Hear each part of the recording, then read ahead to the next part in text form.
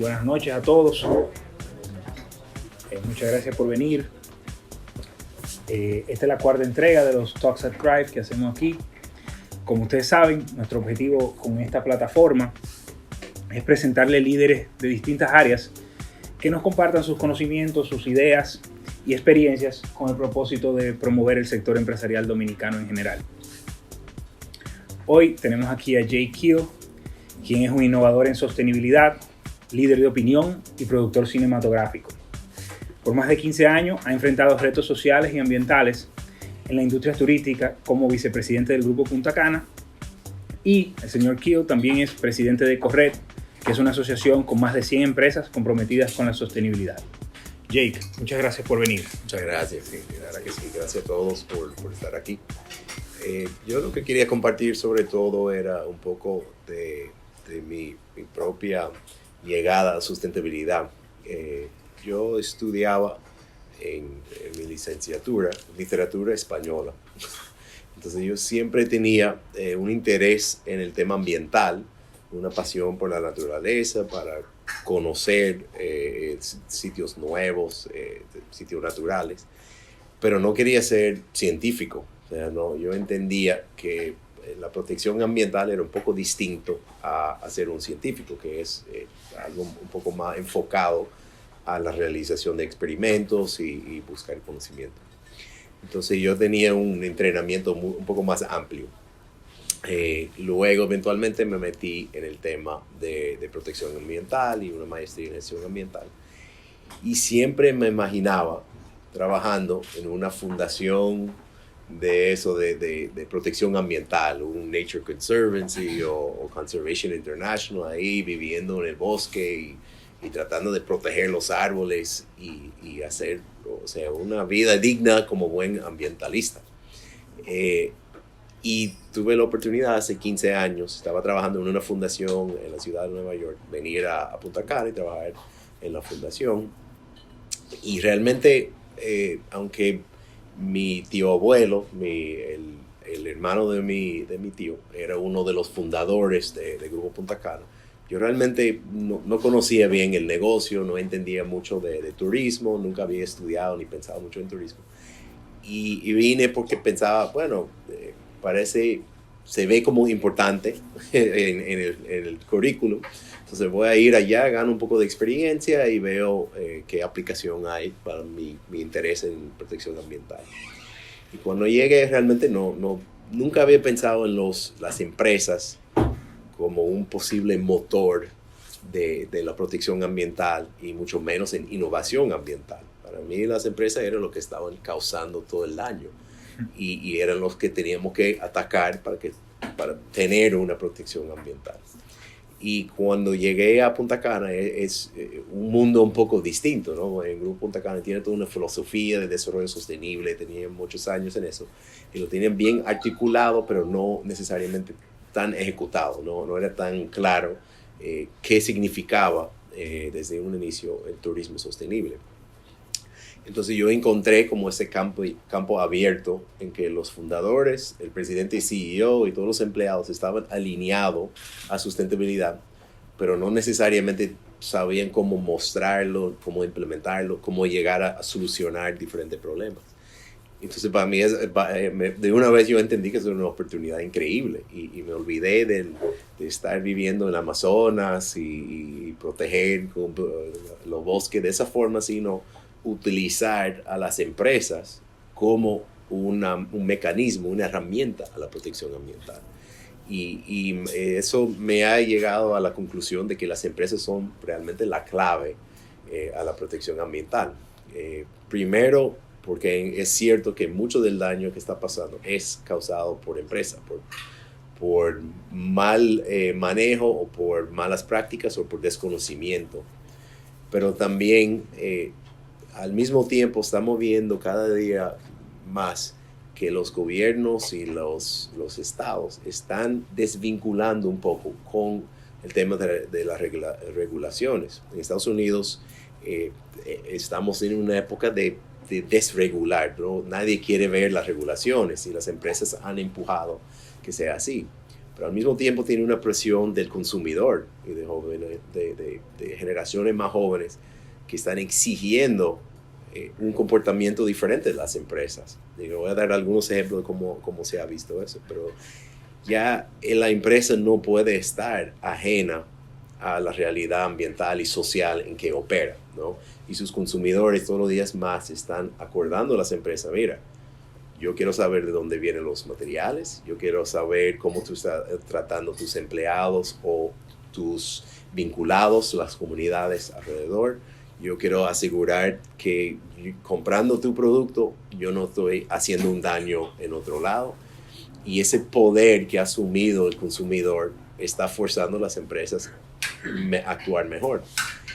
Y en ese sentido las empresas han dicho, bueno, no solamente tenemos que mejorarnos y cumplir con eso, y cumplir con el mínimo estándar que nos obliga el Estado y el estándar que ya nos está obligando a los consumidores, hay oportunidad de negocio aquí. Entonces eso es la frontera para las empresas, es cómo nosotros identificamos esos grandes retos sociales y ambientales y transformarlo en oportunidad de negocio.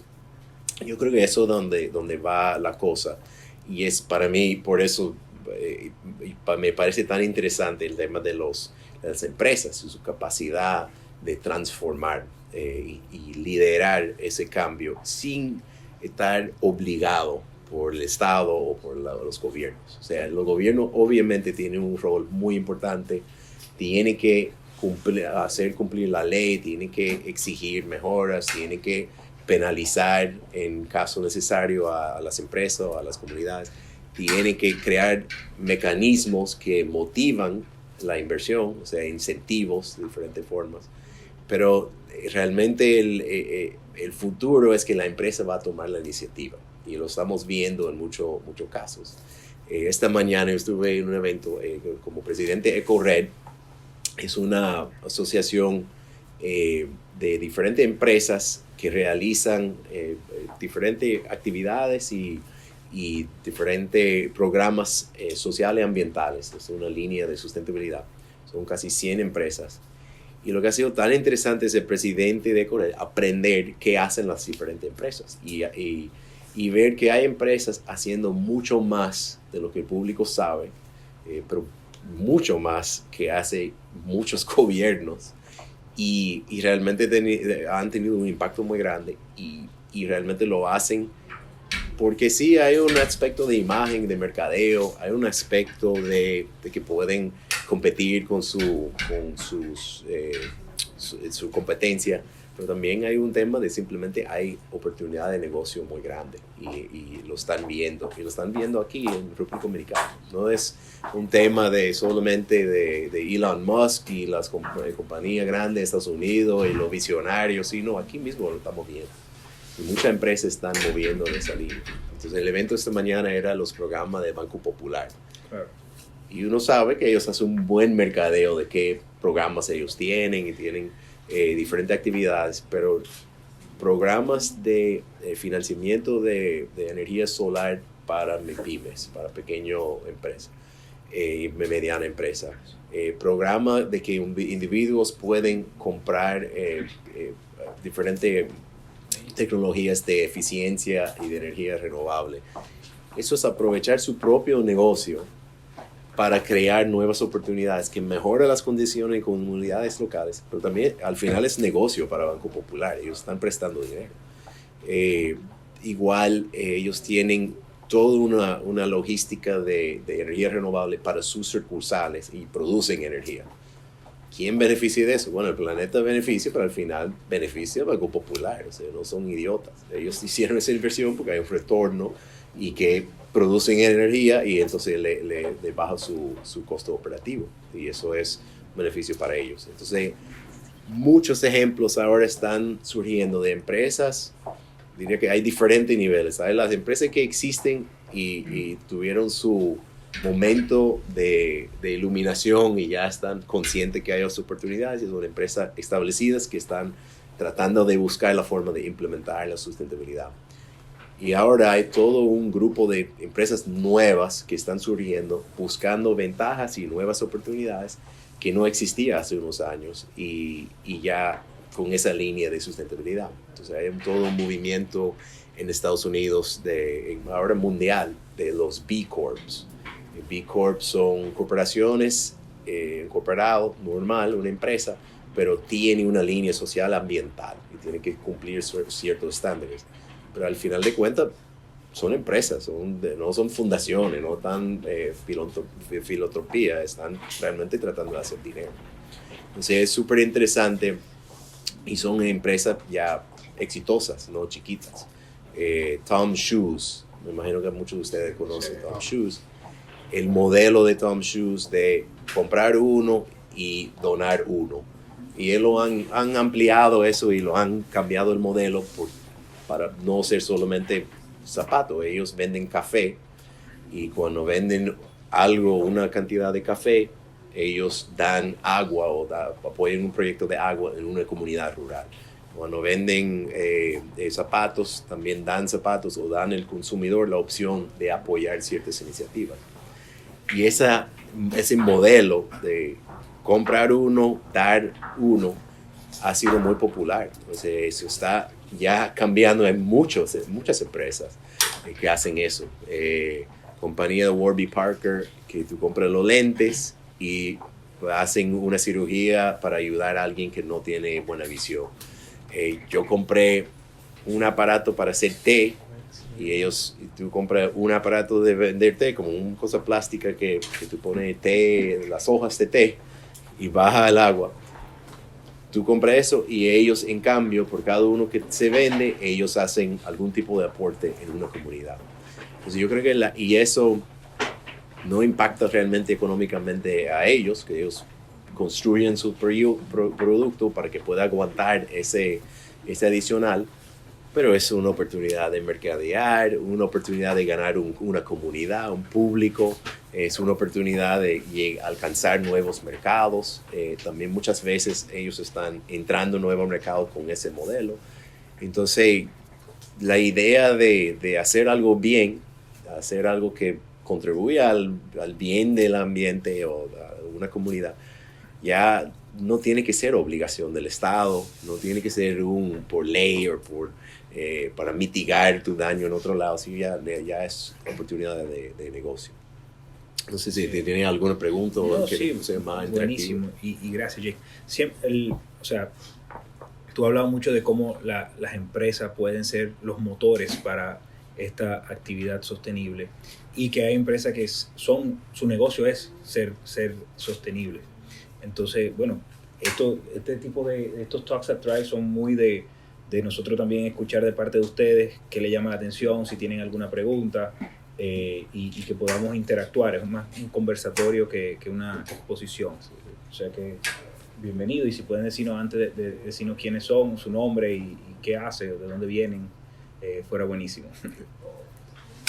Si quieres puedo dar como un par de ejemplos de nuestro trabajo en Grupo Punta Cana, en la Fundación Grupo Punta Cana, que hemos hecho de que vincular la empresa con proyectos de protección ambiental y hacer ese vínculo y utilizar una empresa de una forma diferente como plataforma de cambio. Sabe que el Grupo Punta Cana, su trabajo es principalmente el turismo, ¿no? Construimos un resort y comunidades y diferentes actividades turísticas, pero principalmente estamos en turismo. Y en República Dominicana, ¿cuál es el atractivo principal del turismo? Es la playa. Entonces, si nosotros encontramos que la playa está en perfecto estado y hacemos todo lo posible para protegerlo, todo va perfecto.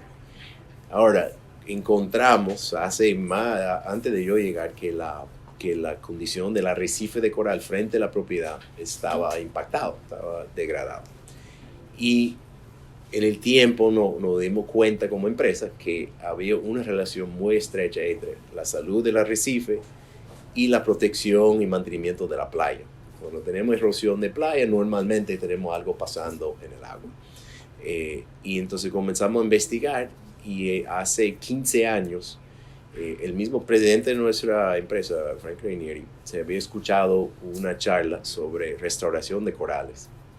Era básicamente una técnica de coger pequeños pedazos de coral que están en peligro de extinción o que están desapareciendo en el arrecife y cultivarlo en arrecifes, ¿no? En viveros submarinos. Y era básicamente unas mallas y poner pequeños pedazos de coral en una malla. Y nosotros comenzamos a experimentar hace 15 años y era una sola especie. Y íbamos viendo cómo funcionaba y estaba creciendo y unas universidades hicieron estudios de diferentes iniciativas similares en el Caribe y por alguna razón a la otra nuestro vivero era de lo más grande del Caribe, o sea, tenía más tejido, más crecimiento. Entonces nos asociamos con la Universidad de Miami para ver cómo se podía mejorar todas las técnicas, tanto de que crezca el coral, pero también de trasplantarlo y vamos a decir, reforestar, ¿no? O sea, de arreglar y restaurar el arrecife. De ahí nos acerca un multilateral, el Banco Interamericano de Desarrollo. Y dicen, es muy interesante lo que están haciendo. Están haciendo un proyecto de conservación dentro de un resort con una relación directa al turismo y el arrecife. Pero ustedes no ofrecen ningún vínculo entre el turista y el trabajo que están haciendo. Ese fue el planteamiento de BID. Y dijeron, ¿por qué no hacen algún tipo de proyecto que atrae al turista a hacer la actividad de restauración? Buzos o snorkeling, o pueden por lo menos visitar. Entonces ellos financiaron un proyecto de 3 años en que elaboramos una certificación especializada de buceo, en que la persona aprendía cómo hacer restauración de coral y luego hacerlo. Entonces, súper interesante que ya nuestro hotel tenía un nuevo nicho en el mercado de turistas que podía venir y hacer ese tipo de trabajo. Y ha ido ampliando y ya tenemos un laboratorio donde tenemos otras técnicas de restauración de corales, tenemos una red de otras entidades a nivel nacional que realizan restauración de corales, que tienen más de 5 miembros. Tenemos viveros en casi cada polo del país. A través de los socios hemos recibido bastante financiamiento externo a una empresa para realizar trabajo de restauración y nosotros hemos asociado con esas grandes fundaciones que al principio pensaba que yo iba a estar trabajando para ellos. Ahora yo trabajo en colaboración con ellos, con Nature Conservancy, haciendo restauración de coral desde un resort. Y cada vez que vienen es increíble que eso no pasa en el Caribe. Uno ve una empresa y su fundación realizando ese tipo de trabajo. O sea, no es común. ¿Y por qué ustedes lo hacen? Porque nuestro negocio exige que hay arrecife en buen estado, que personas tienen cosas que hacer y que tenemos playa. Y si no invertimos en eso, no va a haber actividad turística. Entonces, un ejemplo que el tema de restauración de corales comenzó muy artesanal y ya se está llegando a ser algo un poco como la producción de reforestación ahora, que ya es un proceso muy conocido y hay mucha técnica, hay mucha metodología. Sí, pero es interesante como ustedes, por una necesidad, o sea, todas las partes se están beneficiando, Claro. Empezando con el medio ambiente, el turista que busca eso, la conservación de los corales y salvando las playas. Sí, O sea, y la comunidad local. Y la comunidad, claro. El tema en nuestra zona, uno de los otro impacto muy grande del arrecife, la sobrepesca. No tenemos mucha regulación de la pesca, entonces se va pescando muchas especies que tienen muchos beneficios del arrecife. Entonces nosotros, en parte de ese proyecto con el BID, entrenamos a un grupo de pescadores y lo contratamos para hacer restauración de coral. Y ya iba creando una relación con esos pescadores y luego decidimos, bueno, no todo el mundo puede ser jardinero de coral, entonces entrenamos a algunos a ser capitanes de barco, otros para trabajar como buzos en la industria de buceo, otros trabajan ya en otros trabajos de infraestructura costera, poniendo boyas, ese tipo de cosas. Y nosotros directamente hemos creado casi 20 empleos de pescadores, transformándolo de pescador artesanal que vive en el día a día a un empleo más consistente que es o conservación o turístico. Entonces, hay formas de utilizar las empresas como plataforma para ese tipo de transformación. Súper interesante. Tú no nos has contado de la película, de tu documental. Bueno, la película... ¿Ustedes lo vieron? No sé si Death by a Thousand Cuts. Pero pronto esperamos que esté en streaming. Eso ha sido todo un proceso, pero fue bien buena. En 2016, mayo de 2016, tuvimos el lanzamiento de Muerte por Mil Cortes, y era una película de largometraje documental sobre el tráfico ilegal de carbón vegetal de República Dominicana hacia Haití. Ustedes conocen la problemática de consumo de carbón vegetal en Haití. Es el fuente de combustible principal en Haití para cocinar. Y han atacado mucho sus bosques, al tal punto que había un artículo científico hace poco que menos del 1% del bosque original de Haití ya existe. No quiere decir que Haití entero está pelado, porque si uno va a Haití y hay mucho verde ahí, pero es especies invasoras, son árboles pequeños, pero de bosque original es muy poco que queda. Y mucho de lo que queda se utiliza para producción de carbón. Entonces República Dominicana, como es más verde, más árboles, ha convertido en un fuente de una parte del carbón que se produce. Entonces nosotros documentamos la ruta del tráfico de carbón, por lo menos en el sur de la República Dominicana, desde las altas montañas, desde el área seca por Lago Enriquillo, y seguimos para alguna drama humana, seguimos un asesinato que había, eso es historia real, de un guardabosque que fue a apresar un carbonero, un productor de carbón en el bosque. Y el dominicano fue el guardabosque y el haitiano fue cortando los árboles, y asesinaron al dominicano. Le cortaron la garganta con un machete, y eso pasó en el sur, o sea, en el Sierra de Bauruco. Y nosotros utilizamos eso como entrada a esa historia más grande. Y lo interesante fue que llegamos ahí a hablar con la viuda de Melanio, se llamaba el guardabosque, y era haitiano. Y Melanio tenía 3 hijos que eran mitad haitiano, mitad dominicano. Y se convirtió en toda una historia de frontera, porque realmente República Dominicana y Haití, por tanto diferencias que tienen en la frontera, hay muchas similaridades también, muchas cosas parecidas. Entonces nosotros exploramos bastante profundamente el tema de producción de carbón vegetal. Y realmente yo entré en el tema porque yo había hecho la maestría sobre la Sierra de Bauruco, y el tema de producción de carbón es como un misterio, ¿no? Se oye un poco cuando uno anda en el campo. Entonces, si ustedes están en los parques nacionales, a veces mencionan, ¿no? Hay producción de carbón, pero casi nunca lo ve, ¿no? Porque lo hacen escondido, está metido en el monte, realmente no lo ve. Y siempre estábamos muy interesados. Yo estaba haciendo la maestría y a veces hasta olía a humo, y tú escuchabas cortando. Y era como ese misterio. Decidimos como seguir esa línea, y llegamos a conocer productores de carbón, y cruzamos con mulos Haití sin cruzar la frontera formal, y fuimos a mercados de carbón en la frontera, o sea, en las montañas, en diferentes puntos. Es toda una aventura, pero era una experiencia bastante interesante. Entonces, finalmente se va a salir en streaming, se va a poder verlo. Hasta ahora ha sido todo un tema con la distribución. No, pero muy bueno. Cuando lo vean, se lo recomiendo. Es bien interesante. Sí, lo compartimos aquí. Sí. No sé si tienen alguien alguna pregunta o algo. Adelante. ¿Cómo te llamas? Mi nombre es Henry Mateo, soy abogado.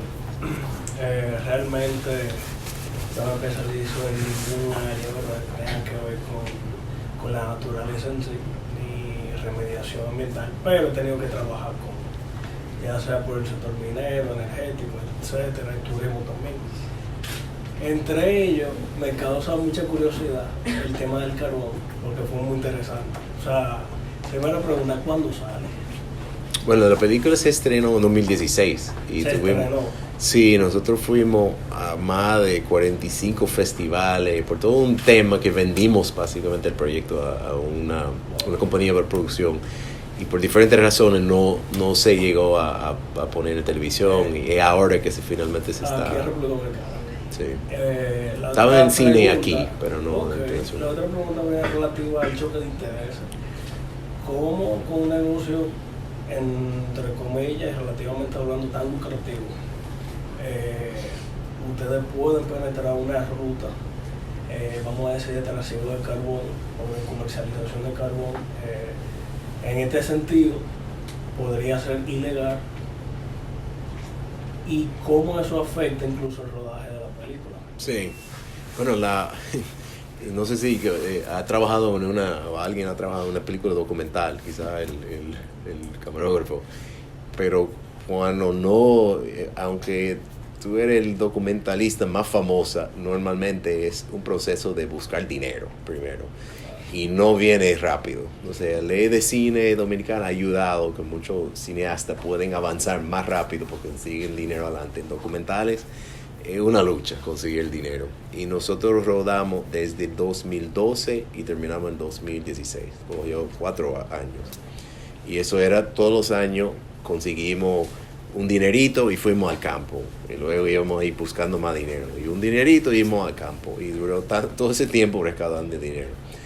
Y nosotros sabíamos desde el inicio que teníamos que ganar la confianza de la gente y de los guardabosques, la gente de la comunidad. Y cuando nos acercamos a un productor de carbón, teníamos que conocer su familia, ir allá. Y todo eso era una inversión de tiempo y recursos. Pero yo creo que lo que también nos ayudó mucho fue que después de 3 años, vamos a decir, que esos idiotas gringos vienen con su cámara y dicen que vamos a hacer una entrevista y sí, entonces nunca pensaba que íbamos a terminar. Entonces no, como que se bajaban un poco la guardia, ¿no? Ya estaban cómodos con nosotros y o sea, nosotros hicimos presentación de la película allá y todo lo que sea eso para hacer una película hay que conseguir una firma de las personas que van a salir aprobando el uso de su imagen. Entonces eso tenía que ser todo un proceso, pero sí valió la pena, de una experiencia increíble, o sea, de aprender eso.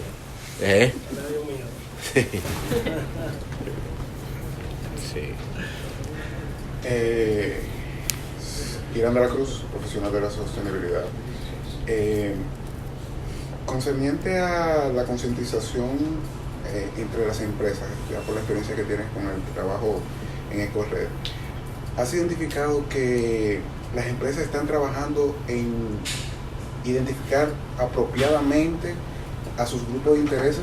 Por ejemplo, el coral es un grupo de interés importante para el grupo Punta Cana. ¿Siente que las empresas están trabajando apropiadamente para identificar sus grupos de intereses y trabajar en pos de una acción puntual para el desarrollo sostenible que convenga tanto al negocio como también a sus grupos de interés?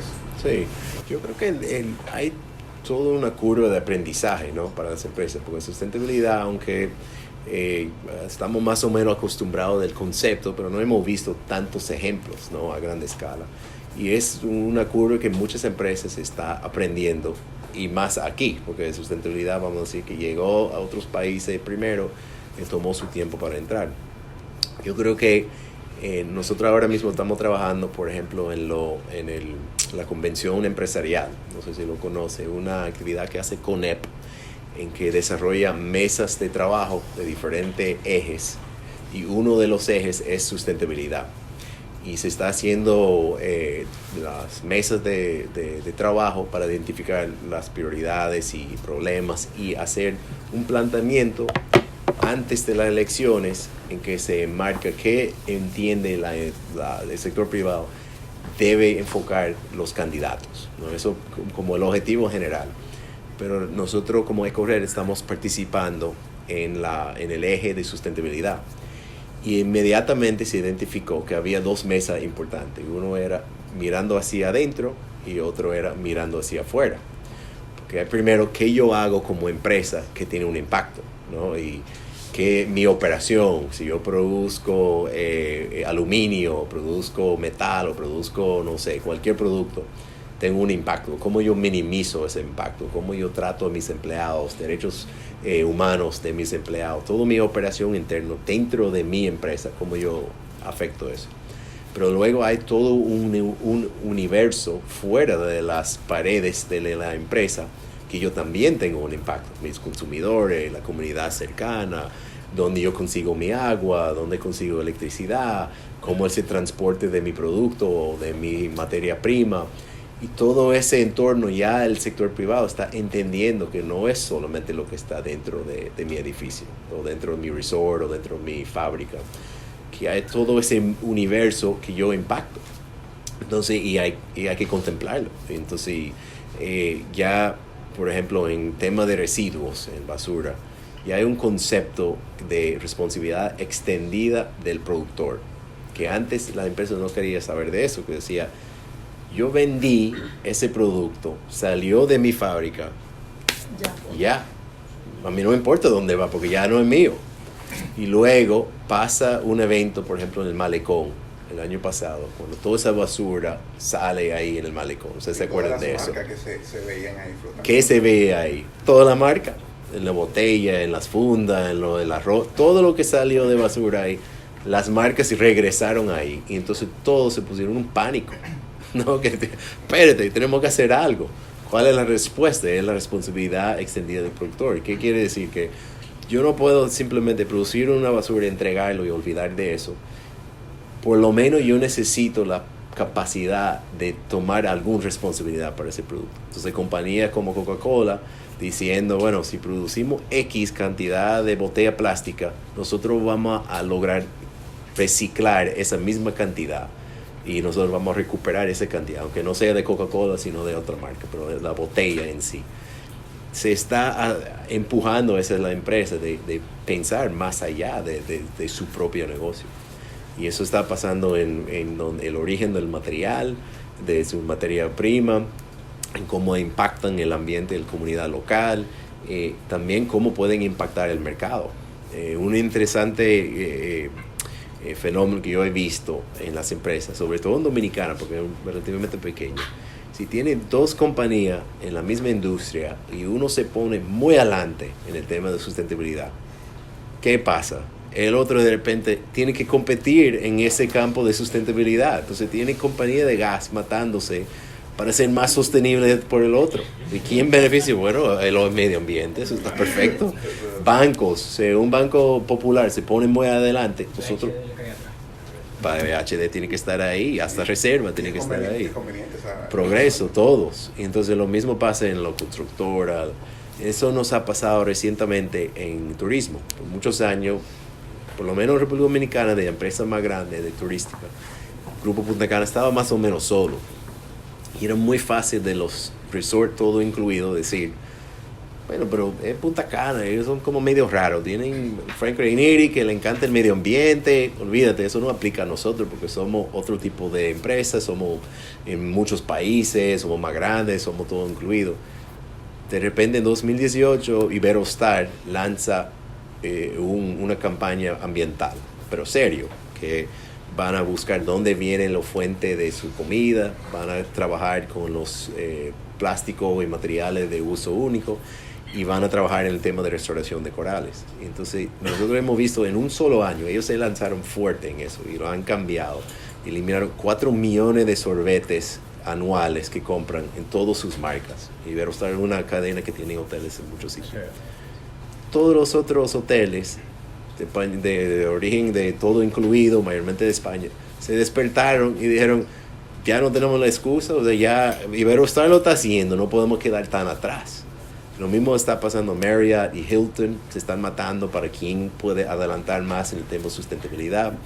Y los ODS, los Objetivos de Desarrollo Sostenible, están también pautando muchas empresas a compararse con otras empresas similares a nivel mundial. Ya no es suficiente decir yo soy muy verde, o yo soy muy responsable. Ajá. ¿Qué tan responsable eres? ¿Qué tan verde eres? Vamos a compararte con algo parecido y ver cómo tú calificas. Yo tengo una pregunta. Sí. Bueno, son varias. La primera, ustedes, el Westin, no es todo incluido, ¿verdad? El que está dentro de Exacto, no es todo incluido. Entonces, ustedes cerraron el resort todo incluido hace muchísimos años atrás. ¿El principal motivo era por el impacto que tenía el turismo masivo de todo incluido? Bueno, era una combinación de factores.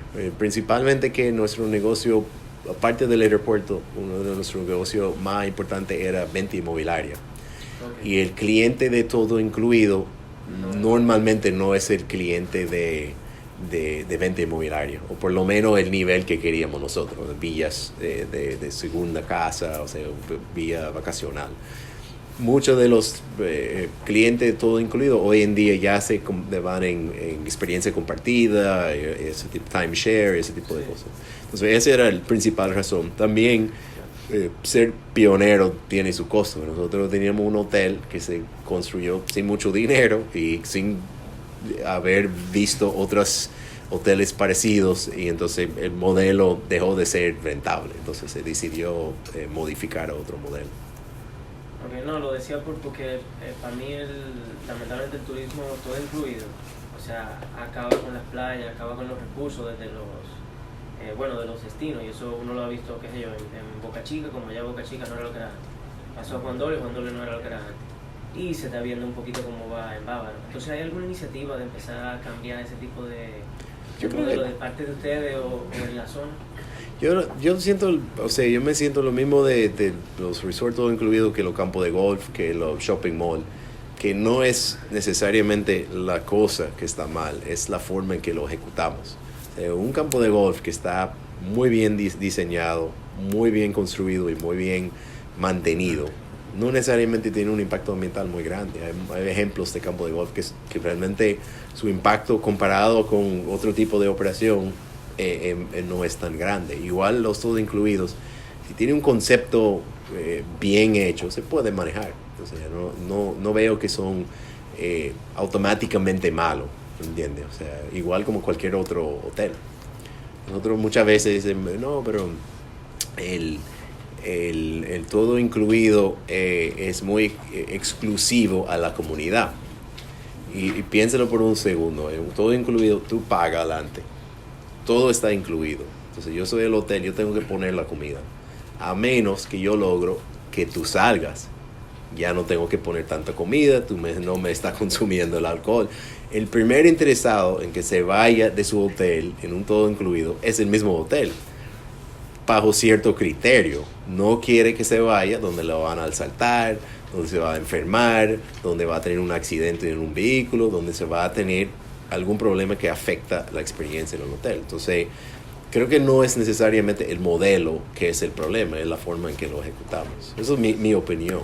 Yo creo que siempre hay ¿Tienes formas. algún ejemplo de algún modelo que tú hayas visto que sea como pionero y que esté funcionando en ese sentido? En todo incluido, no lo he estudiado mucho. En campo de golf sí. O sea, hay muchos ejemplos de campo de golf que se recoge un área que era una mina que se desarrolla en un campo de golf, se utiliza cierto tipo de grama, tiene prácticas bien comprobadas, entonces hay forma de manejarlo. Todo incluido, tendría que verlo un poco, pero no lo he investigado mucho. Buenas, mi nombre es Ahmed Uwesin, yo soy economista. Tengo dos preguntas. La primera es, me genera curiosidad saber cómo el Grupo Punta Cana maneja los desechos sólidos, porque sabemos que la industria hotelera es uno de los mayores productores de basura, y es algo que afecta directamente al negocio como tal, porque si no cuidamos los recursos que tenemos, pues entonces el mismo sector turístico se queda muy afectado. Esa es la primera pregunta. Y la segunda es, en su experiencia, ¿cómo maneja los conflictos de intereses de las empresas que no son afectadas directamente por el impacto ambiental? ¿Cómo por ejemplo, se concientiza a una empresa dominicana que no es, por ejemplo, la turística, que se ve muy afectada por el medio ambiente? para que ellos comiencen a adoptar medidas ambientales en su empresa, ya que sabemos que somos una economía tercermundista y bueno, la mentalidad es un poco a veces arcaica. Sí. Bueno, el tema de desechos, nosotros comenzamos un proyecto en 2007 que se llama Descarga Cero, con el objetivo de enviar la mínima cantidad posible de desechos al vertedero local. Porque conocemos los vertederos dominicanos, hay una película que va a salir ahora en el 31, Isla Plástica. Vertedero en Dominicana en general se conoce como un botadero, básicamente una mina, una área olvidada donde se bota toda la basura. Nosotros teníamos ese problema, pero teníamos otro problema, que en los resorts y en los hoteles en general no es el ayuntamiento que da servicio, sino una compañía privada. Entonces tienen que pagar a una compañía para retirar la basura y te cobran por volumen, ¿no? Por viaje o por volumen o de alguna forma. Entonces eso era dos problemas desde un inicio que identificamos, que donde va la basura es un riesgo, porque nuestra agua potable viene de acuíferos. Si estamos botando la basura en un hoyo, puede tener lixiviados que afecten al agua potable. Segundo, el costo, que teníamos que pagar a una compañía privada para recolectar todo y llevarlo a ese botadero. Y el tercero es la calidad. La calidad de servicio estaba muy mala. Entonces, en todo nuestro resort había pequeños contenedores. Todo el mundo podía botar su basura en el contenedor. Era un caos y cada contenedor se convirtió en un mini vertedero. Porque si la gente no quería abrir la puerta del contenedor, lo botaba en el piso. Entonces venía alguien buscando latas o botellas de vidrio, abría la funda y de repente tienen gatos y perros y demás. No es la imagen que se quiere vender en turismo. Entonces nosotros comenzamos a analizarlo. En 2007 hicimos una auditoría de la producción de desechos en nuestro resort, incluyendo el aeropuerto, todos los aviones que venían al aeropuerto, que aterrizaban ahí, la producción del terminal, todos los diferentes tipos de villas que nosotros ofrecemos, desde villas de empleados hasta grandes plantaciones como la casa de Julio Iglesias, qué cantidad de basura produce. También los hoteles de nosotros, y cuantificamos la producción entera de nuestro resort y también la tipología. O sea, qué cantidad de vidrio, qué cantidad de cartón, qué cantidad de plástico, aluminio. Entonces, con esa auditoría, con ese estudio de Waste Flow se llama, ya podemos identificar, mira, el problema es complejo, pero no es tan complejo. Tenemos una cantidad interesante de materiales, que eso fue en 2007, que se puede vender como reciclables si logramos separarlo y manejarlo, compactarlo y ponerlo en el mercado. Y la otra parte era orgánico y necesitamos buscar otra solución para los desechos orgánicos, pero si separamos las dos cosas ya son manejables, son posibles productos y no simplemente un caos de basura mezclada. Comenzamos con el aeropuerto, luego extendimos hicimos un centro de reciclaje, básicamente un centro de acopio donde clasificamos la basura. Montamos programas de clasificación, programas de educación en todas las cocinas principales de nosotros, en el aeropuerto, hasta con aerolíneas y luego en las villas. Y logramos en nuestro mejor momento, que fue en 2017, un 60% de la basura que se producía en nuestro resort, que es un promedio de 25 toneladas al día, no iba al vertedero. Iba o a reciclaje, o a producción de compostaje, o a productores de animales que utilizaban los desechos como comida. Y eso fue un estudio de caso en Varna, o sea, estábamos celebrando, eso era un gran logro, todo estaba perfecto. Y luego, hace 2 años, China decide que ya no está dispuesto a recibir la basura o todos los reciclables del mundo y cierran la puerta.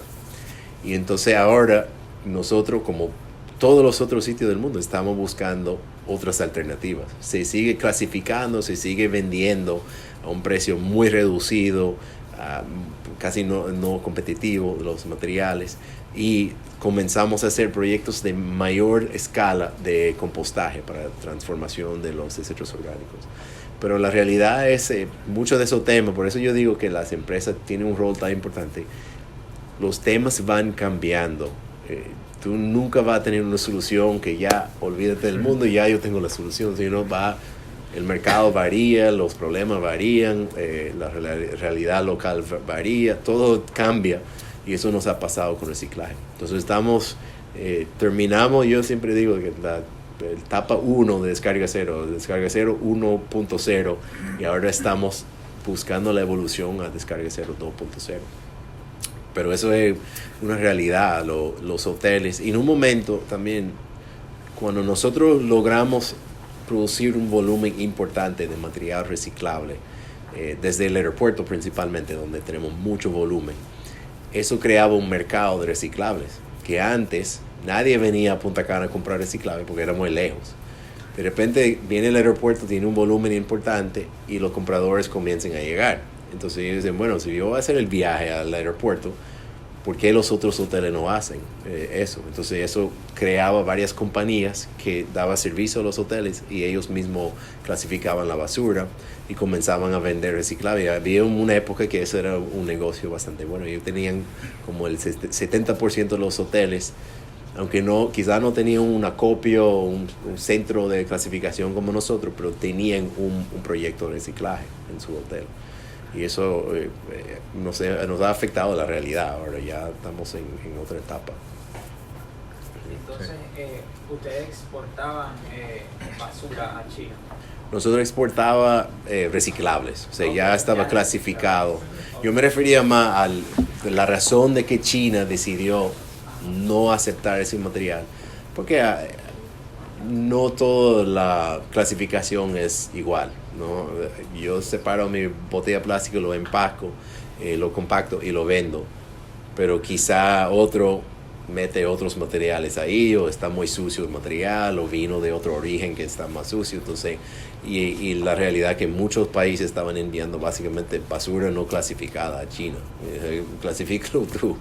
Entonces ellos dijeron, nosotros no queremos ser el basurero del mundo. Cerraron la puerta y ahora todo el mundo en Estados Unidos se está buscando qué hacer con todo ese material. También que ellos dijeron que ellos mismos producen mucha basura. También. Por eso ya ellos querían cerrar la puerta. Sí. Y bueno, entonces la segunda pregunta del conflicto de los intereses en los negocios que no están directamente afectados por el medio ambiente. Pero como qué ejemplo, o sea, ¿qué conflicto de interés tú dices? Como Porque, por ejemplo, muchas veces las empresas, por lucrarse, quizás están afectando el medio ambiente, pero no quieren hacer los cambios porque los costos son muy altos en el momento. Entonces, como una fundación como la que tú diriges, como que trata de cambiar esa mentalidad.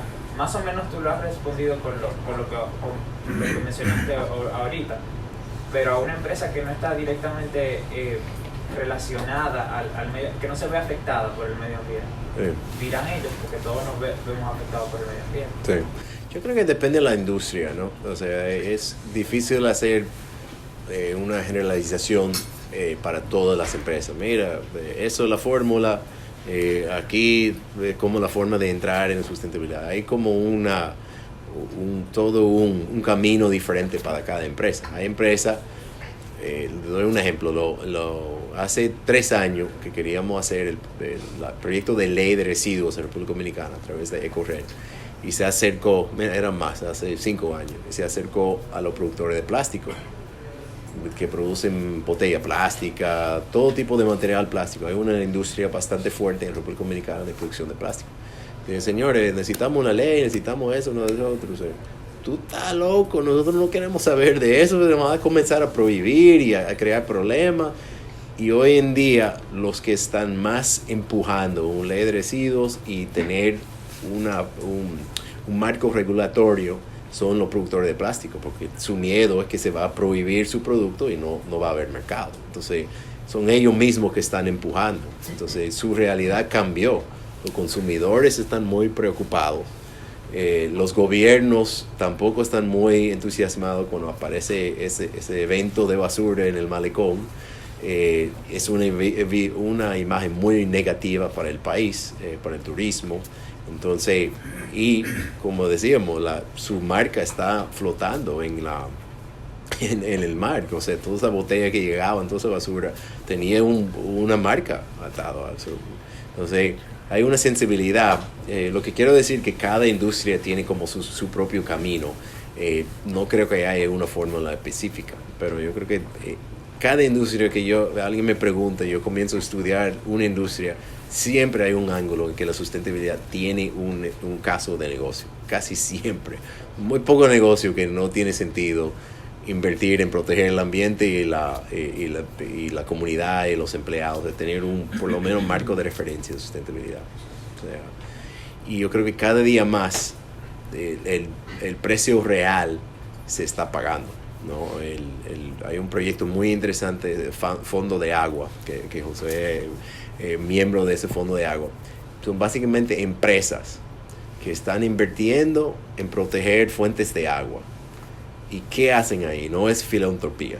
Ellos no están haciendo donaciones simplemente para salir de eso, porque muchas de esas industrias dependen de esa fuente de agua, entonces necesitan garantizar que ese agua va a estar ahí en el futuro. Entonces están apostando que proteger todo alrededor de ese río y implementar prácticas mejores de agricultura o de manufactura o producción le va a garantizar el futuro de esa fuente de agua. Entonces eso es el precio real. Cuando ese río se seca y no hay agua para su industria, bueno, ¿quién le va a afectar? A la empresa. Entonces, eso creo que esos son ejemplos que están surgiendo en muchas industrias. Perdón. Indira Mena, abogada de la oficina Puerto Herrera, con lo que usted estaba diciendo de que en todas las empresas hay algún nicho de poder aportar en algo para el medio ambiente. En una oficina de abogados tal vez uno dirá no hay muchas cosas que hacer, pero en nuestra oficina se han hecho algunos cambios para ir ayudando al medio ambiente, como cambiar energía por energía solar, o sea, un gran porcentaje de la energía que utilizamos es solar. La papelería se ha bajado muchísimo, solamente imprimimos lo que va para el cliente y que es estrictamente necesario, sin tener archivos físicos en la oficina, solamente archivos digitales, y así hemos reducido el papel en gran medida. O sea que yo entiendo que aunque uno crea que uno no tiene una producción que sea totalmente dañina para el medio ambiente, que uno dice, no, yo no estoy haciendo nada, alguna producción industrial que daña el medio ambiente, pero uno puede hacer cosas pequeñas que puedan realmente al final hacer algo. Eso por un lado. Por otro lado, la pregunta, yo veo que hace un tiempo empezó la gente con el reciclaje de botellas plásticas.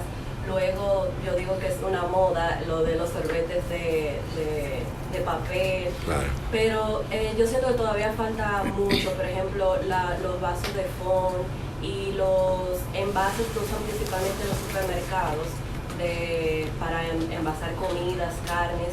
¿Hay alguna iniciativa que hayan tomado algún supermercado, restaurantes, como para cambiar ese tipo de envasado que no es reciclado? Sí, yo creo que hay bastantes ejemplos aquí en el país, quizás ustedes lo conocen mejor que yo, pero hay supermercados que han comenzado a cobrar el uso de la funda plástica para desmotivar su uso, o proveen fundas reusables o crean como ese atractivo. Tiene el ejemplo de Price Market, simplemente dice no tenemos funda. O sea, resuélvelo tú, pero no tenemos. Quieren una caja quizá, pero aparte de eso es tu problema.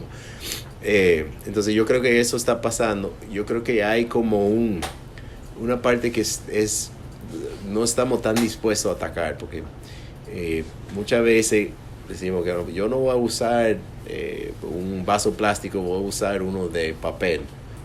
Bueno, estamos reemplazando un problema por otro problema, que todavía es un producto de uso único, ¿no? Básicamente es un material desechable. Debemos ir alejándonos de la idea de desechable. Entonces, el otro tema grande que es como mi pasión es el tema de desechos orgánicos. El 50 o 60% de los desechos que producimos todos los días es desecho orgánico.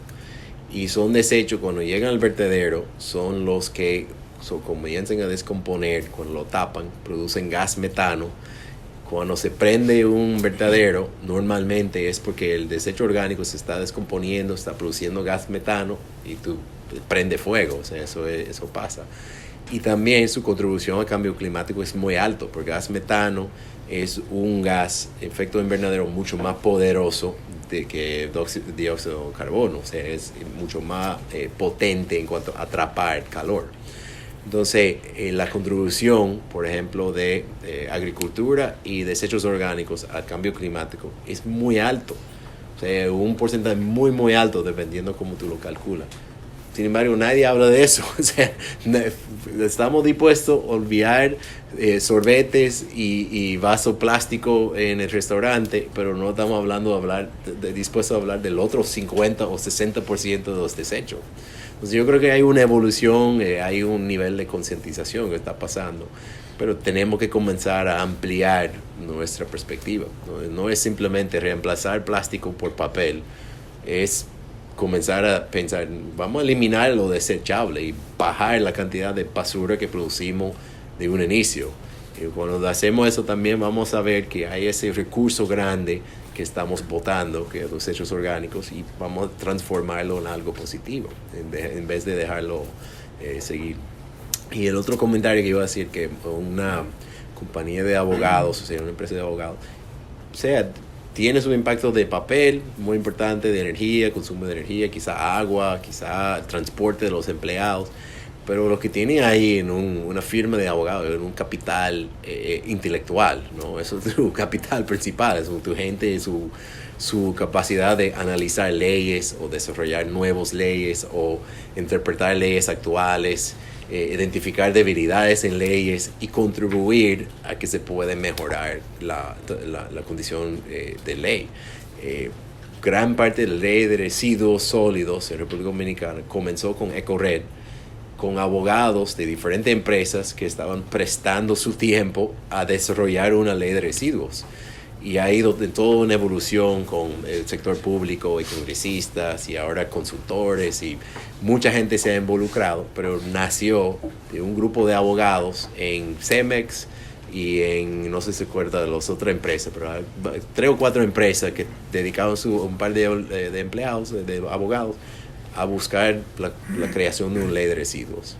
Entonces, hay esa posibilidad de una contribución que se puede hacer muy importante. Una pregunta, John. Como tú dijiste, muchos de esos proyectos no son... Carlos Barranco, soy gerente de innovación de ASP Crecer. Como muchos de esos proyectos no son filantropía, obviamente tiene que haber un retorno. Sí. Nosotros sabemos que hay un retorno, hay cosas que son fáciles de medir, cuánto nos ahorramos en consumo de papel, cuánto nos ahorramos en consumo de energía, Claro. pero hay cosas que son más difíciles de medir, como el intangible de la imagen de la empresa hacia afuera. Sí. A mí me gustaría saber si ustedes miden el retorno que tiene la empresa específicamente en cuanto a imagen y cómo lo miden. Sí, eso es difícil, eso es muy difícil. En turismo un poco más fácil de justificar, porque básicamente estamos vendiendo una imagen, ¿no? Porque la gente no viene a República Dominicana a más que sentar debajo un árbol de coco y sentar en la playa, están comprando paraíso, ¿no? Entonces, todo lo que invertimos en esa imagen es parte del mercadeo de nuestro producto.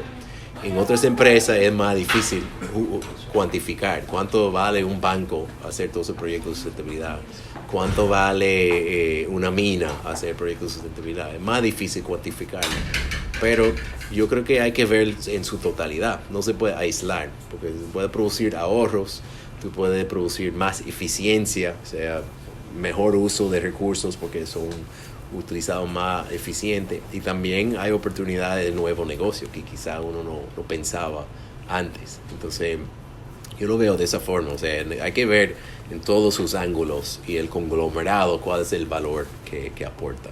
Porque si separamos y bueno, si solamente imagen, eso es lo que te lleva al famoso greenwashing, que es básicamente hacer un par de cositas y promoverlo muy bien. Si eso está muy concentrado nada más en imagen, normalmente no son proyectos o programas muy superficiales, y ahí no se va a generar tanto cambio.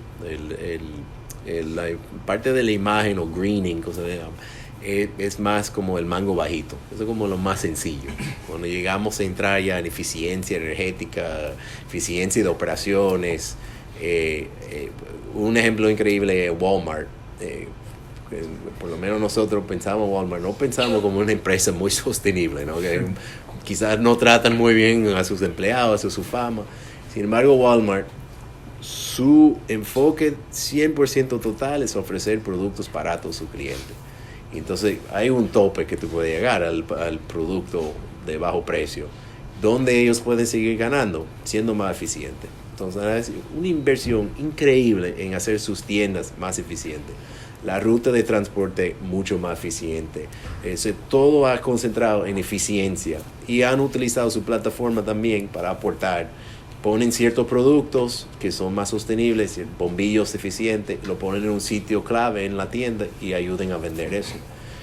Walmart decidió que vamos a ser el vendedor número 1 de leche orgánico. Eso fue hace como 5 o 6 años. Entonces, el mundo entero tiene que reaccionar cuando Walmart dice que van a vender leche orgánica. Entonces, también tiene esa capacidad, pero en su caso, lo que era interesante es su enfoque en eficiencia. Entonces, nosotros vamos a ahorrar dinero. Bueno, vamos a ayudar al medio ambiente en el camino porque se va a consumir menos combustible, menos energía, menos agua, vamos a operar de manera más eficiente, pero todo ese ahorro viene hacia ellos. Yo te quería, José Armentero del grupo SIP, tesorero con Jake de Corred y tesorero del Fondo de Agua también. Quería hacerle un comentario sobre lo que preguntaron de las empresas, cómo llegan a ser sostenibles, cómo llegan a ser responsables y sostenibles. El mismo inicio de Corred es un ejemplo. ¿Cómo inició de Corred? Leche Rica tuvo hace 12 años un camión que iba botando desperdicios, lo pararon, le pusieron una multa y empezó ahí, y Leche Rica dijo, pero yo puedo aprovechar esto para... Y el general que estaba en esa época, el general Valerio, que trabajaba con los medio ambiente, se unieron los dos y dijeron, pero te voy a poner la multa, pero Leche Rica y él llegaron a un acuerdo, vamos a hacer algo para, o sea, que el futuro sea mejor. Fundaron el Corred. De ahí empezaron las empresas, o sea, y Leche Rica desde ese momento fue uno de los abanderados de la sostenibilidad de las empresas en el país. ¿Cómo empezó? Porque le dieron macana. Esa es una forma de empezar. Te dan macana, pero tú tienes que tener la mentalidad sostenible dentro de tus ejecutivos, tu educación, o sea, y eso la sociedad va llevando cada vez más a que más compañías vayan cayendo en eso porque la sociedad va avanzando. Hace 12 años nadie hablaba de sostenibilidad, nada de eso.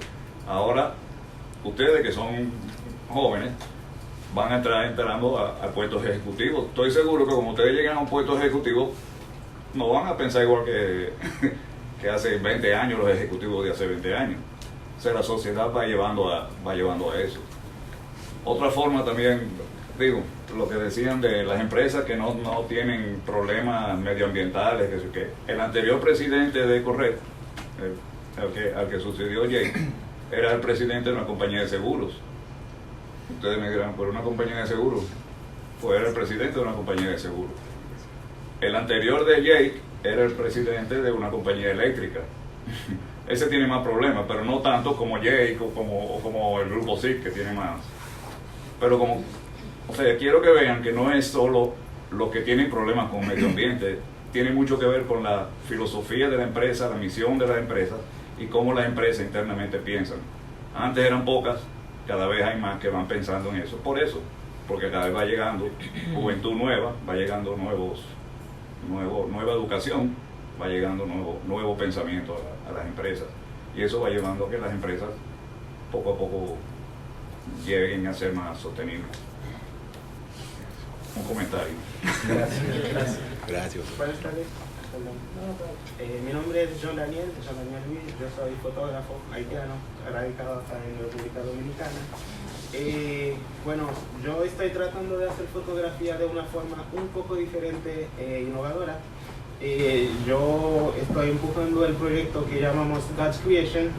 Es un proyecto creacionista y, bueno, sostenible de fotografía. Enseñamos fotografía a niños de 8 a 12 años con el enfoque creacionista? Bueno, porque creemos en que Dios creó todas las cosas, hacemos mucha fotografía de naturaleza, enseñándole a los niños esto, y que también desde ahora aprendan a cuidar del medio ambiente en lo que hacemos. Y también hacemos esto con la comunidad de los sordos, damos fotografía a los sordos. Y igual hacemos lo mismo, entendemos que bueno, la gente con discapacidad también, ellos viven, ellos también producen basura y todo, y ellos también pueden ser parte de la solución. Otra cosa que yo quería decir es que está muy de moda, como dijo la joven, eso de sostenibilidad. Y muchas empresas cada año, por ejemplo, hacemos limpieza de la costa, pero al otro año hacemos lo mismo, y al otro año lo mismo. Entonces, ¿qué se puede cambiar o qué se puede hacer realmente para crear conciencia de que no se produzca o no se llegue ahí? Porque entiendo que las empresas se proyecten ahí cuando hacen esto. La empresa está trabajando, pero al otro año estamos haciendo lo mismo, como un círculo vicioso. Sí. Gracias. Bueno, mi nombre es Luis González, de profesión ingeniero. Yo realmente, usted cuando comenzó su intervención, hablaba de que desde su posición orientan a los candidatos, el gobierno en este caso, a darle un objeto al tema de la sostenibilidad. Desde hace unos años, 3, 4 años, se ha estado escuchando este concepto, este término, con mucha atención. Ya es de uso común.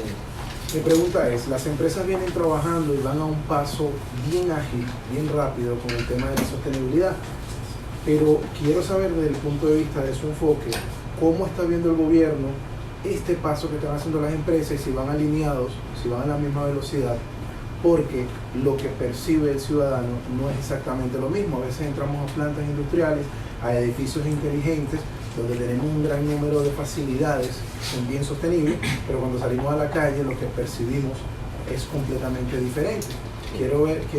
Quisiera saber cómo ustedes lo ven desde ese punto de vista, si vamos al mismo ritmo, qué está haciendo el gobierno, porque las empresas sí están haciendo. Sí. Bueno, yo creo que las empresas como no operan ciudades enteras, no comunidades enteras o infraestructura, generalmente no manejan eso, tiene esa ventaja, ¿no? Porque si yo como presidente de mi compañía tomo la iniciativa que en tantos años yo voy a lograr tantas cosas, es a mi decisión lograr eso, ¿no? Y el mercado, que yo tengo que seguir produciendo dinero para lograr ese objetivo. En el caso público es un poco más complejo, porque eso se ve, mucho de las transformaciones públicas realmente requieren un liderazgo muy fuerte para empujar ese tipo de iniciativas. Y hay muchos ejemplos muy positivos de ciudades que han cogido ideas de innovación y de sustentabilidad y lo han cogido como prioridad para la ciudad, y eso ha creado como política, ¿no? Si te ve Costa Rica, aunque Costa Rica son muy buenos en promover lo que hacen, pero en realidad realmente tiene políticas muy fuertes, muy viejos, de la clase alta, mediana, los empresarios y los gobiernos, los políticos tenían que integrar eso. Y Costa Rica ha creado toda una cultura de sustentabilidad, comenzando con ecoturismo, pero cada vez que hay una iniciativa nueva de ser carbono neutro, el primero que está ahí es Costa Rica. Si el primero que va a eliminar el consumo de plástico, Costa Rica está ahí. Entonces ellos han cogido eso como parte de su marca país, como política del Estado. Otro ejemplo en Brasil, en Curitiba se llama, en una ciudad con 2 millones de personas. Tenía un síndico que era arquitecto y era muy creativo, tenía muchas ideas de cómo lograr cambios en su ciudad. Para el tema de la basura, por ejemplo, había muchos barrios que eran muy difícil entrar con un camión, entonces era lo famoso favela, entonces no se podía entrar un camión de basura en esas comunidades. Entonces él creaba puntos de acopio que la gente tenía que bajar su basura y dejarlo clasificado, y en cambio daban tickets de transporte, de autobús, gratis.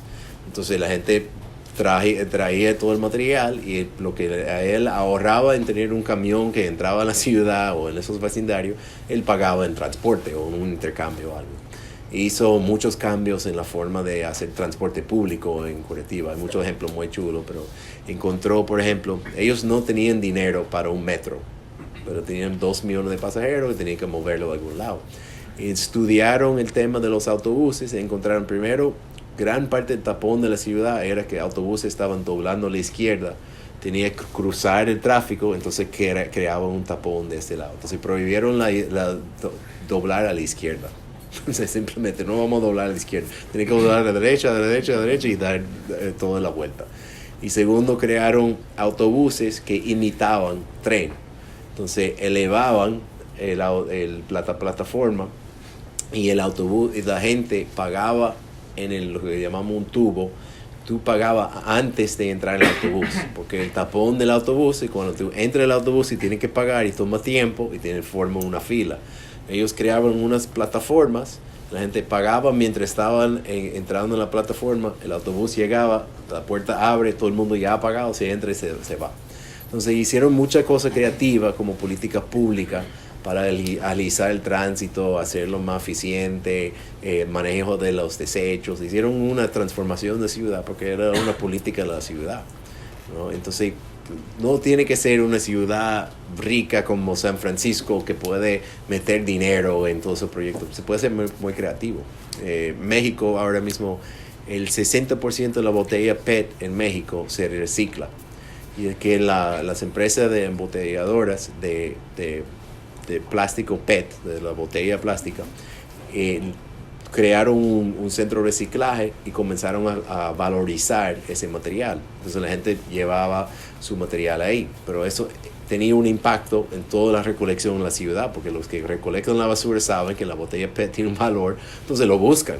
Entonces eso creaba toda una política que las ciudades tenían que reaccionar y tener espacios para separación de la basura, separación de la botella PET, entonces ya creaba como ese cambio. Entonces yo creo que las empresas tienen una ventaja que pueden adelantar, pero realmente se puede hacer un impulso mucho más fuerte si trabajan en combinación y lograr mucho más rápido. Sí. Perdón, tú tenías una pregunta. Sí. Bueno, Charlie González de Valor Control. Yo me dedico básicamente a tecnología y por ese hecho me gustaría saber si hay alguna, de parte de la fundación, alguna analítica, alguna métrica que hacen frecuentemente y si está disponible para el público, para saber la evolución de las operaciones que están haciendo los miembros de dicha fundación. Sí, dice como resultado y publicar la información. Sí, hay. Público y en qué vía? Sí, los desechos tenemos bastante información, o sea, data de que producimos, lo de restauración de corales, muchísimo. O sea, muchos de los proyectos sí tienen estadística. Tenemos un proyecto interesante, ese tema de los desechos, que es un proyecto de tecnología, una compañía que tiene unas pesas, balanza especializada, con toda una tecnología y un tablet y un software, en que las cocinas, cuando entra la comida, cuantifican todo lo que ellos están recibiendo y cuantifican toda la producción de basura. Y se ha podido lograr un cálculo de qué cantidad se está botando de su compra original. Y esos son datos interesantes quizá para un ambientalista, pero mucho más interesante para un chef o un gerente de cocina, porque él quiere saber cuál es mi burn rate, qué tanto yo estoy botando de lo que compro, y si estoy haciendo muy ineficiente o si estoy haciendo una mala preparación de la comida, botando más de la cuenta, o que la gente lo está robando, entonces un control que le da a través de tecnología. Entonces yo creo que hay mucho más iniciativas que vienen así, porque ya la forma de manejo de la información es mucho más rápida y mucho más fácil. Sí. Buenas, mi nombre es Nicolás Ávila, de la oficina Pollerera. Lo mío es más un comentario. Hace un tiempo yo me trasladé al municipio de Padre de las Casas, es un municipio de Asua. El Padre de las Casas es muy pequeño, no está tan poblado, pero ellos, por ejemplo, tienen el sistema de reciclaje. O sea, ellos tienen los 3 zafacones. Voy un poco atada a la pregunta del joven, que yo entiendo que eso viene más del gobernador, el síndico, porque yo pregunté en el ayuntamiento, porque me llamó mucho la atención que un pueblo tan pobre, escasos recursos, sí tengan esa iniciativa de poder reciclar y tener los 3 zafacones y la disciplina de llevar eso a cabo. Ellos me dijeron que fue una iniciativa del síndico en ese momento. Entiendo también que en la capital nosotros tenemos una gran población, la mayoría de la población aquí es de bajos recursos, o sea, por ejemplo, una clase media que esté trabajando para el reciclaje, o bueno, en mi casa nosotros no vamos a la funda, pero vamos a los zafacones, lo vamos a lavar. Mi mamá me dice, bueno, Nicole, yo no voy a ir a un supermercado con 5 envases y venir con funda plástica y tener que fajarme a lavar un zafacón. Entonces cambiar eso es un poco tedioso para esa generación. Sí. Yo entiendo que ahora es la oportunidad de nosotros que estamos subiendo, que podemos implementar eso en nuestros hogares. Al principio sí, un poquito tedioso, pero ese pueblo que tiene muchísimo menos recursos que nosotros lo está haciendo. O sea, que yo pienso que es una muy buena iniciativa. Y no solo eso, yo creo que la generación nueva, jóvenes, tienen más voz con las empresas antes, o sea, tienen más influencia porque tienen un contacto directo. Fíjate en los aerolíneas, cuando han tenido esos casos virales, cuando sacan una gente del avión. Ahora, ve a una aerolínea, ve cómo te tratan. Tú estás en un avión, de lo que no quieren que salga un video de alguien maltratando a un cliente en su avión, porque se tumba el negocio. Y eso pasa en muchos negocios. Estamos mucho más sensibles en las empresas de la opinión pública y de la forma, porque la información corre mucho más rápido. Entonces eso es un poder que hay que utilizarlo. O sea, por ejemplo, en el área de turismo, nosotros estamos vigilando una tendencia de la activista de Holanda, ¿no? de Sweden, Gretel.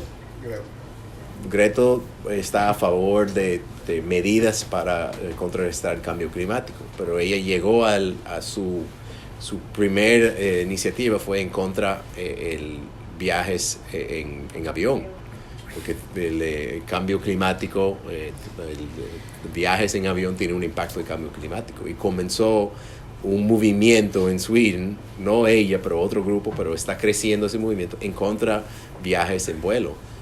Eso tiene un impacto muy grande económico en muchas industrias, en manufactura, en venta de productos, en turismo.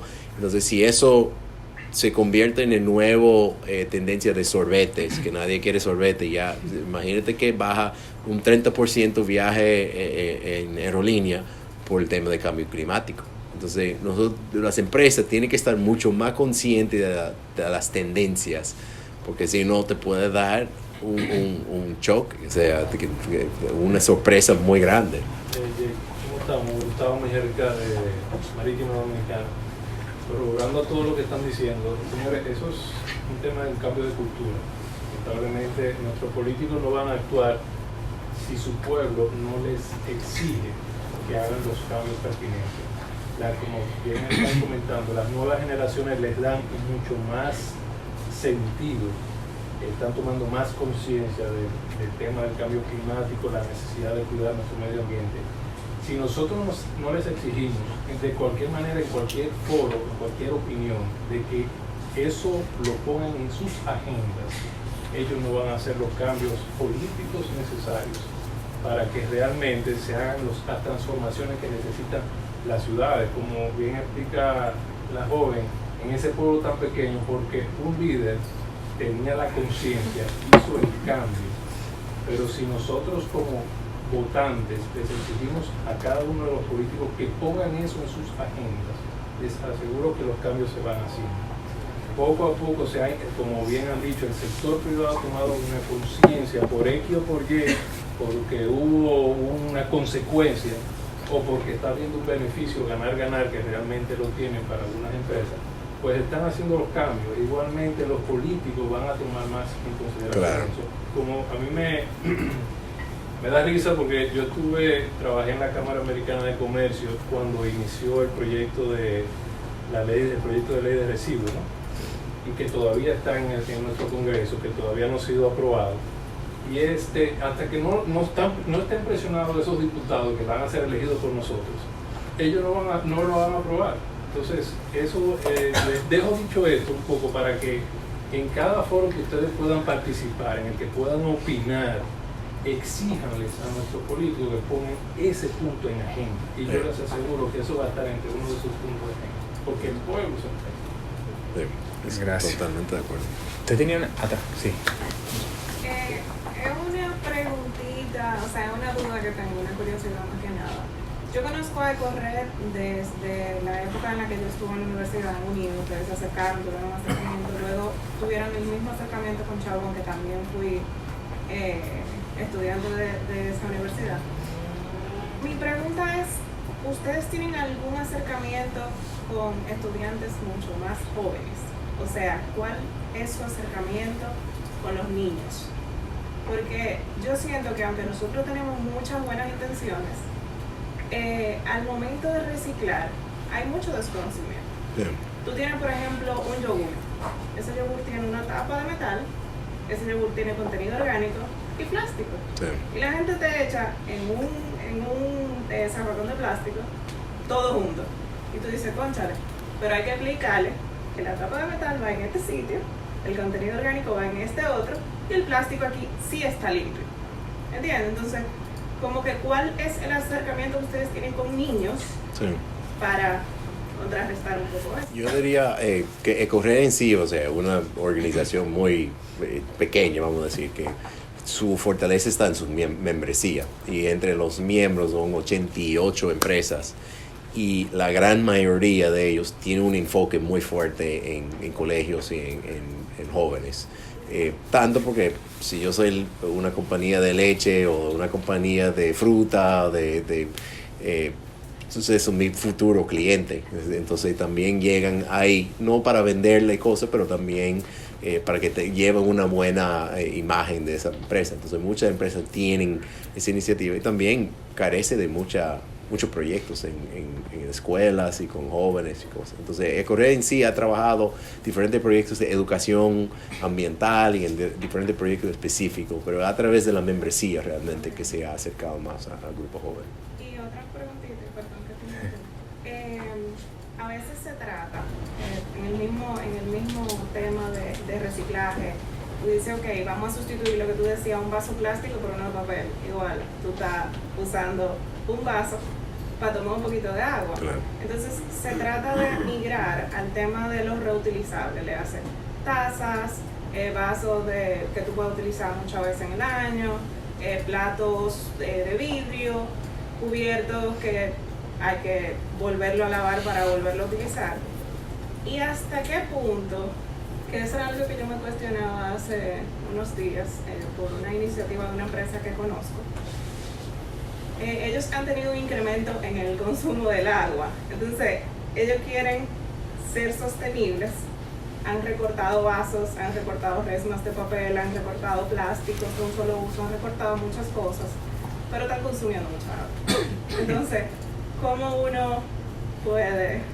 Sí, o sea, eso hay que ver en caso por caso, porque también depende cómo lo están, si están utilizando platos reusables, pero quién sabe cómo lo están lavando, si un equipo eficiente, no sé, pero cada caso es un poco distinto. Pero sí, hay que pensar en esa diferencia, y yo no soy antiplástico, la gente a veces se vuelve loco entre plástico, pero si alguien ha tenido un niño recientemente, la vida sería muy difícil sin plástico. O sea, lo que no queremos es que el plástico llegue al mar y que llegue a los ríos y que llegue a un sitio no apropiado, y que los plásticos tengan reciclabilidad, que tienen capacidad de estar transformado en otra cosa o reusado. Pero plástico en sí es otro material más, o sea, no es necesariamente en contra de uno o del otro material. Creo que es algo conceptual, que tenemos que salir de la idea de desechable y comenzar a pensar en cada unidad como algo productivo y cómo podemos aprovechar esa utilidad. Tú primero. ¿Qué tal, señores? César Rodríguez, buenas noches, soy abogado. Yo te tengo una pregunta y es más o menos, yo creo que tú me acabas de dar como un indicio de la respuesta, pero me gustaría que tú desarrolles el tema, por ejemplo, de las fundas plásticas. Y va vinculado como que a cómo a veces el mercado como tal no necesariamente tiene como la razón, o no que no tenga la razón, sino que no está fundamentado para decir cuál es la decisión correcta. Yo acabo de leer recientemente esta semana un estudio en California que prohibieron las fundas plásticas y fue como que el efecto adverso que tuvo esa medida, por ejemplo. Bueno, por reacción me imagino que también sabe más o menos el tema.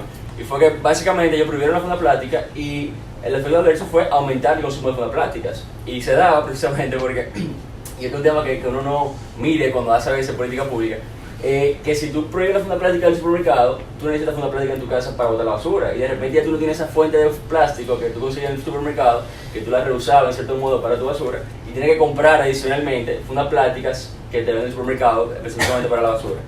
Y el otro tema era el uso de las fundas reusables, reutilizables, las que son, digamos, de un material más fuerte, que dura un poco más. Según ese estudio, tú tienes que usar esa funda cientos de miles de veces, una, para que de verdad tenga el efecto que pretende tener, por ejemplo, el tipo de regulación que prohíbe la funda plástica.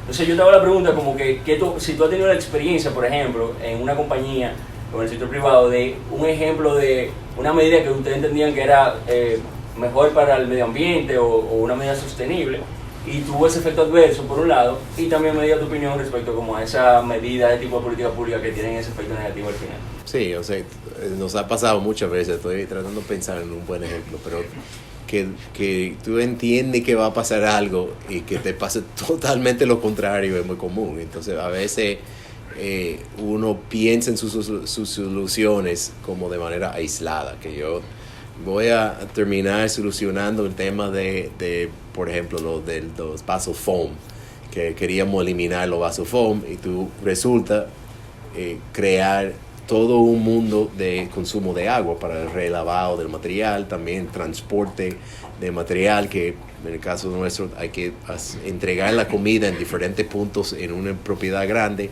Entonces, un viaje con un producto desechable o compostable o básicamente de uso único, pero si tú lo haces en un material reusable, hay que hacer 2 viajes, porque hay que ir a dejarlo y hay que buscarlo luego, y luego hay que lavarlo. Entonces hay que medir cuál es el impacto mayor. Eso pasa mucho en el tema ambiental, o sea, el impacto adverso. Había el caso, volviendo al ejemplo de China, que estaba escuchando un podcast, que gran parte de la basura que está en el mar viene de países que estaban recibiendo los reciclables, como China, Singapur, otros países, que estaban clasificando el material, porque como tú bien dices, no todo es reciclable, pero te llegaba todo. Entonces ellos decían, mira, eso sí, eso no, eso sí, eso no. Entonces no tenía espacio, no tenía vertederos, mucho iba al mar.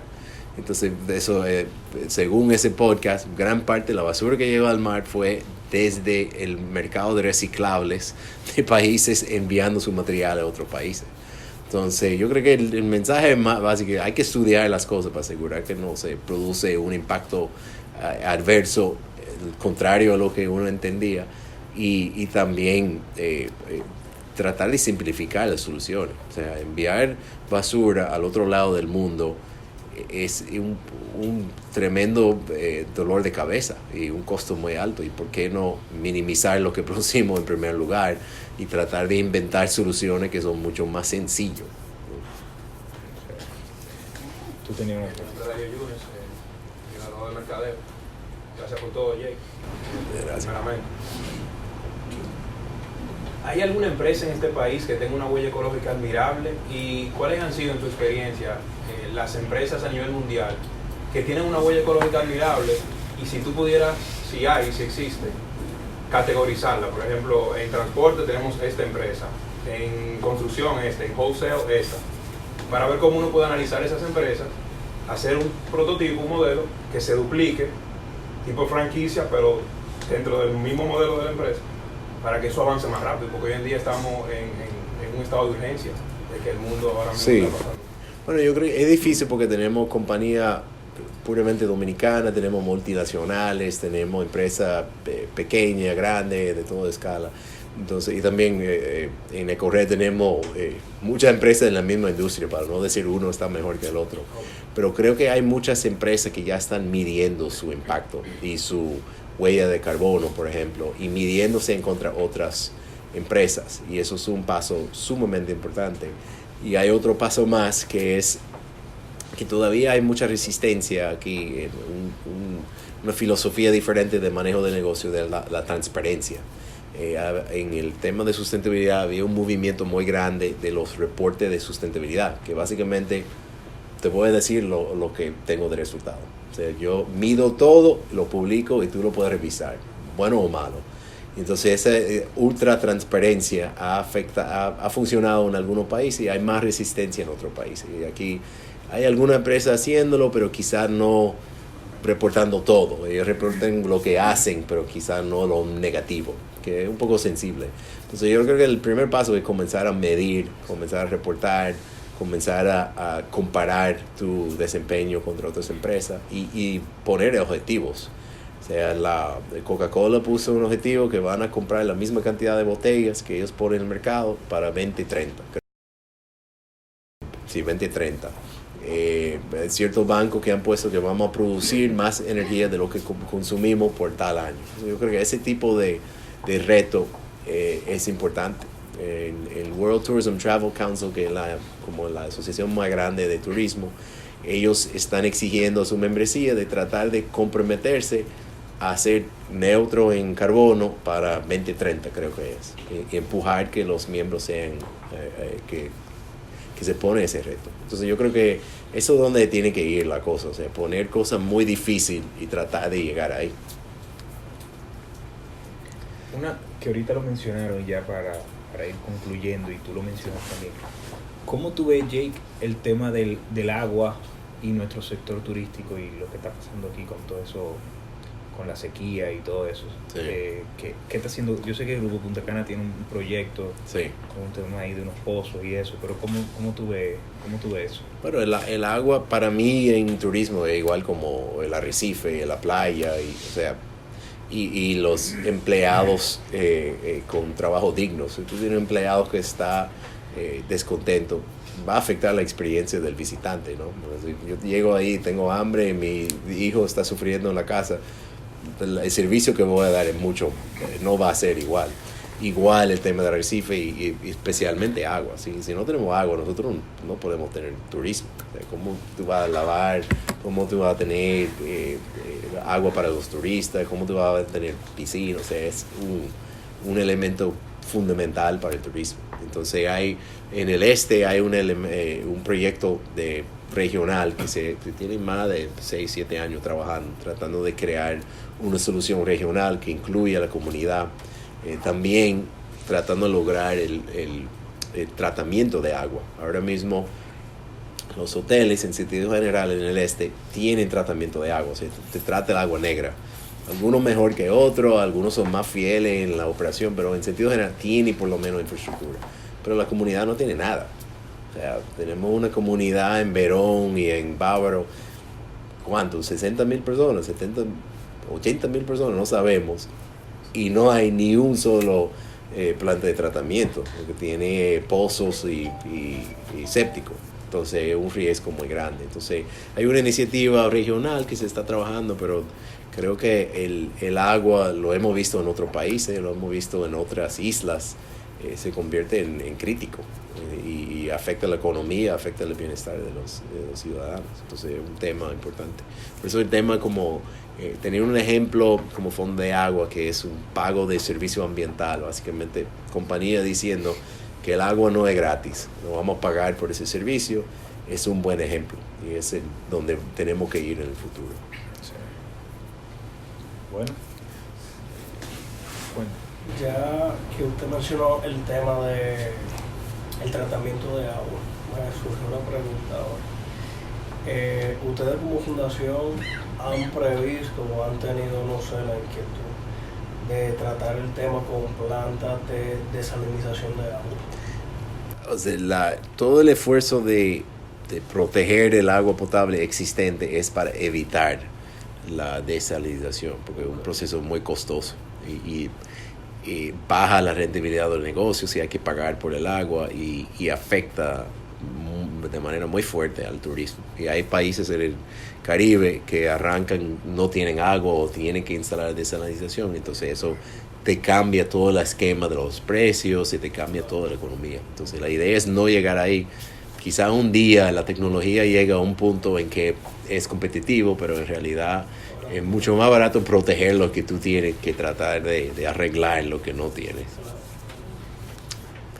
Bueno, señor, muchísimas gracias. Yo te siento muy orgulloso que se quedaron a escuchar tanta cosa por tanto tiempo y muchas gracias por la oportunidad de compartir un poco el punto de vista. Y gracias, George, por la invitación. Gracias a ti por venir. Y señores, esto es Thrive, esto es un espacio de oficina flexible y de coworking. Si le dejaron el contacto de María Laura aquí adelante para que le den un day pass y le puedan dar un tour de las instalaciones, y ahí hay comida y bebida y espero que puedan conocerse. El punto de esto es crear comunidad aquí en Thrive, que se puedan conocer y que pueda saber cada quien qué hace y todo eso para desarrollar más negocio y desarrollar relaciones aquí en el país. Así que muchas gracias por venir. Gracias.